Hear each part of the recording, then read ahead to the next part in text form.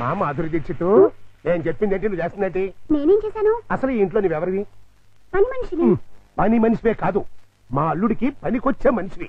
ఈ వంట పనులు టెంపరీ. టాలెంట్ మొత్తం ఒకసారి చూపించేస్తే భయపడిపోతారేమోనని ఇన్స్టాల్మెంట్స్ లో ప్రొసీడ్ అవుతున్నా. నువ్వు ఇలా ఇన్స్టాల్మెంట్ మీద ప్రొసీడ్ అవ్వు, ఈ లోపానికి 60-70 ఏళ్ళు వచ్చేస్తాయి. నువ్వు ఈ మిక్సీ పనులు ఆపేసి ఆ పనులు మొదలెట్టు. అదిగో కార్ సౌండ్ వచ్చింది, అల్లుడు గారు వచ్చేట్టున్నారు. నువ్వు ముందు పనులు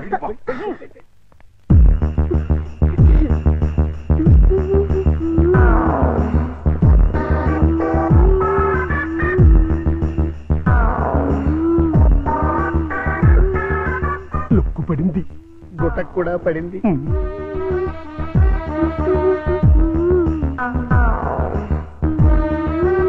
వాతావరణంలో మార్పు వచ్చింది, పెనుగాళ్ళు కూడా వేస్తుంది. వాయుగుండం ఏర్పడింది, తుఫాను చెలరేగింది.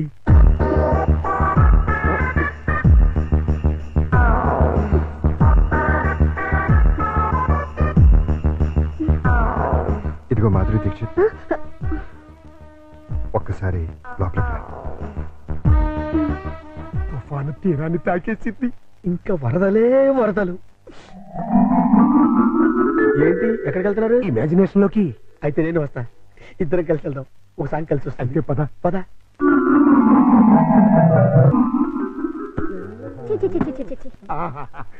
మాధురి, వర్షం తగ్గిందా? వరదలు తగ్గాయా? వరద లేదు, బురద లేదు. అదేంటి? మాడాకన్నా 3 తెప్పించొచ్చు కానీ మీ అల్లుడి గారికి మాత్రం 3 తెప్పించలేవు. ఆయన నేనే కాదు, డాక్టర్ సమరం గారు కూడా బాగు చేయలేరు. అంటే లోపల ఏం జరగలేదా? చాలా జరిగింది. ఏం జరిగింది? నా ఫిగర్ చూసారా? లోపలికి అంతవరకు మేము ఫాలో అయ్యాం. ఆ తర్వాత ఏం జరిగింది? రమ్మన్నారు, వెళ్ళాను. తర్వాత షర్ట్ పైకెత్తా, లుంగి లూజ్ చేస్తా, తర్వాత లోపల నుంచి మొలతాడు తీసా. అవును, మొలతాడు తీసేందుకు దానికున్న పిన్నిస్ తీసి నా చేతిలో పెట్టి బయట జారిపోతుంది పెట్టుకో అన్నారు. ఈ టాలెంట్ ఇంకెవరికైనా చూపించుంటే ఈ పాటికి ఇల్లాలనే నెల తప్పేదాన్ని. వస్తా. మాధురి మాధురి మాధురి, ఇదేంట్రా కదెట్ట అడ్డం తిరిగింది? అర్థమైన పనులు చేస్తే ఇలాగే అర్థం జరుగుతుంది. ఎలాంటి పనులు చేయడానికి మీకు సిగ్గులేదు?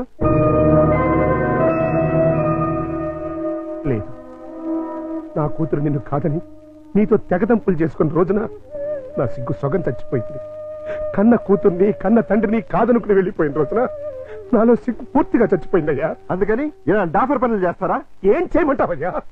వయసుండి, అందముండి, ఆస్తుండి, అర్హత ఉండి నీ జీవితాన్ని నాశనం చేసుకుంటున్నావు. పెళ్లి చేసుకోమంటే చేసుకోనంటున్నావు. అయిన పెళ్లి చాలు. పెళ్లి అవసరం నీకు లేకపోవచ్చు, కానీ తల్లి అవసరం నా మనవరాలుకుంది. నా కూతురు చేసిన తప్పుకి నువ్వు శిక్ష అనిపిస్తున్నావు, నువ్వు చేసిన తప్పుకి నీ కూతురు శిక్ష అనిపిస్తుంది. నా మాట విని పెళ్లి చేసుకో, దానికి తల్లిని తెచ్చిపెట్టు. ఆ వచ్చే తల్లి దెయ్యం అయితే నీ నీడ పడితే దేవతగా మారుతుంది. దేవతగా మారేనా? నీ కూతురు వెళ్ళిపోయింది. అది అసలు ఆడదే కాదు. మరో ఆడది నా బిడ్డకి తల్లి కాలేదు. ప్రతి ఆడది నా కూతురులా ఉండదయ్యా. చూడండి, నా మీద మీకు ప్రేమ ఉంటే ఇంకెప్పుడు ఇలాంటి పని పిల్లలు తీసుకొచ్చి పనికి మాలి పనులు చేయకండి. అది కాదు బాబు. బాబు ఏమండి, దీన్ని బట్టి మీకు ఏమర్థమైంది? ఇతని జన్మలో మళ్ళీ పెళ్లి చేసుకోడని. అదే మరి మిడిల్ డ్రాప్ అంటే. ఏంట్రా నీ గొడవ? అల్లుడు గారు వెళ్లే ముందు డైలాగ్ వేసారు, దాన్ని మీరు క్యాచ్ చేయలేదు. ఏంటది?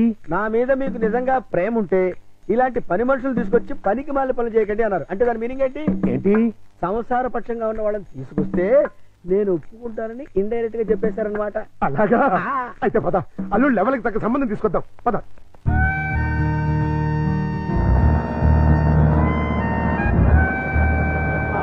రండి, మీకోసం వెయిటింగ్. Hi uncle. హాయ్. మన బాబా? కాదు, మా బాబు. అదే అదే. మీ వారు రాలేదా? ఆయన ఇక్కడ ఉండదు, దుబాయ్ లో ఉంటారు. అంటే మీరు ఒక్కరే ఉంటారనమాట. Very good. మా బాబు బబ్లు కూడా ఉంటాడు. మీకేమైనా హెల్ప్ కావాలంటే చెప్పండి, చిటికలో చేసేస్తా. అంత అవసరం నాకు రాదులేండి. సామాన్లు దించండి. అలాగే దించేస్తాం. మిమ్మల్ని కాదు, వాళ్ళని. అంకల్, మీకు క్రికెట్ వచ్చా? వచ్చా. అజారుద్దీన్ కి సచిన్ టెండూల్కర్ కి కోచింగ్ ఇచ్చిందే మనం. చచ్చాం అనవసరంగా కమిటీ అని.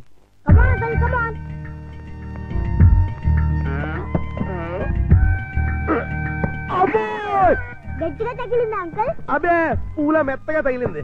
అయితే ఈ బుడతడు వాటం చూస్తుంటే కొట్టరాని చోట కొట్టిన చేత అక్కాయో అక్కాయో అనిపించేలా కనబడుతున్నాడు. అయిపోయాడు గుంటడు.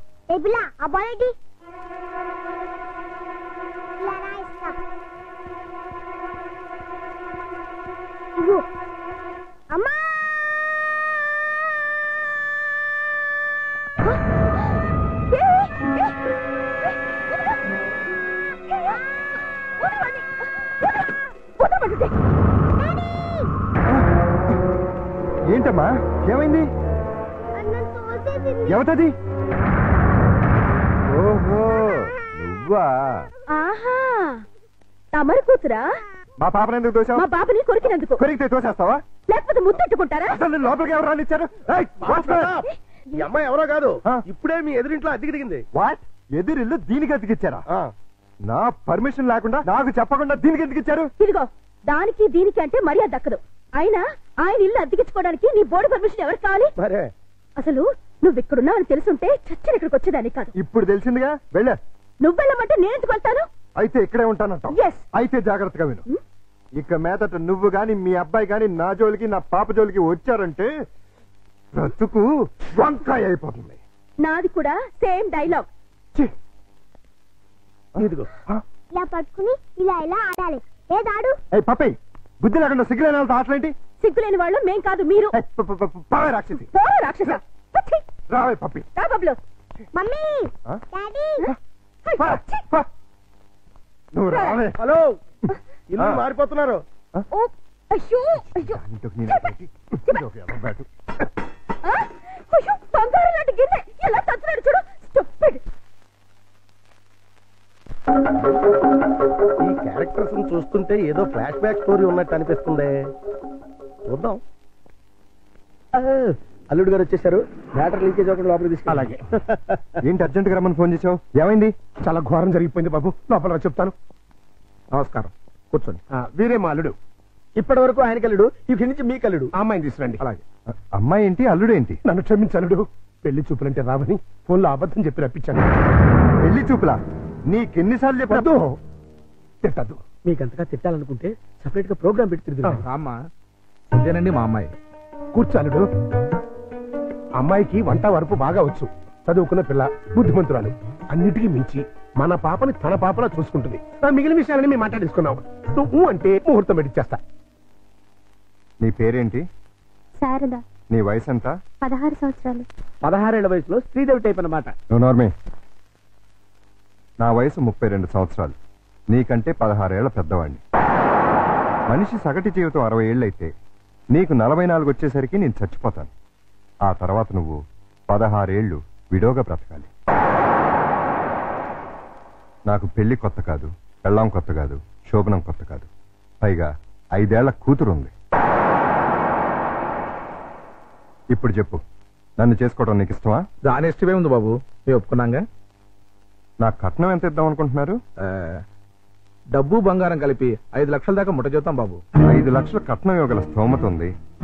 అమ్మాయికి చక్కటి అందం ఉంది, చదువు ఉంది, మంచి భార్య కాగలే లక్షణం ఉంది. ఇన్ని ఉండి నాలాంటి సెకండ్ హ్యాండ్ వాడికి కట్టబెడతారా? 16 ఏళ్లకి పెళ్లి చేయటం చట్టవిరుద్ధం. అందులోనూ పెళ్ళాం వదిలేసిన చేసుకోవటం లోక విరుద్ధం. చిన్నప్పటి నుంచి మీ కూతుర్ని ఎంతో ప్రేమగా చూసుంటారు. ఏది కావంటే అది ఇచ్చుంటారు. ఏ లోటు రాకుండా అపురూపంగా చూసుకుని ఉంటారు. ఇన్ని చేసిన వాళ్ళు ఒక్క జీవిత భాగస్వామి విషయంలోనే ఎందుకండి ఇంత దారుణమైన నిర్ణయాలు తీసుకుంటారు? కూతురంటే గుండెల మీద కుంపటని ఫీల్ అయి ఎవడో ఒకడికి ఇచ్చి కట్టబెట్టి బాధ్యతను తీర్చేసుకోవాలనుకునే మీలాంటి తల్లిదండ్రుల వల్లే పెళ్లిళ్ళు పెటాకులై జీవితాలు నాశనం అవుతుంది. అలాంటిదేం లేదల్లుడు. ఈ పెళ్లి అమ్మాయికి ఇష్టమే. ఖచ్చితంగా ఇష్టం ఉండదు. నాలాంటి పెళ్ళైన బిడ్డ తండ్రిని ఏ కన్ను పిల్ల కోరుకోదు. ఆడదానికి కూడా ఒక మనసు ఉంటుంది, ఆశ ఉంటుంది, ఆశయం ఉంటుంది. అది అర్థం చేసుకోకుండా భయపెట్టో బలవంతం పెట్టో పెళ్లి చేస్తే నీ కూతురులానే ఈ కూతురు తయారవుతుంది. మీరు నిజంగా అమ్మాయికి కన్న తండ్రి అయితే బాగా ఆలోచించి తనకు నచ్చిన సంబంధం చేయండి. చేత కాకపోతే చెప్పండి, నేను చేస్తాను.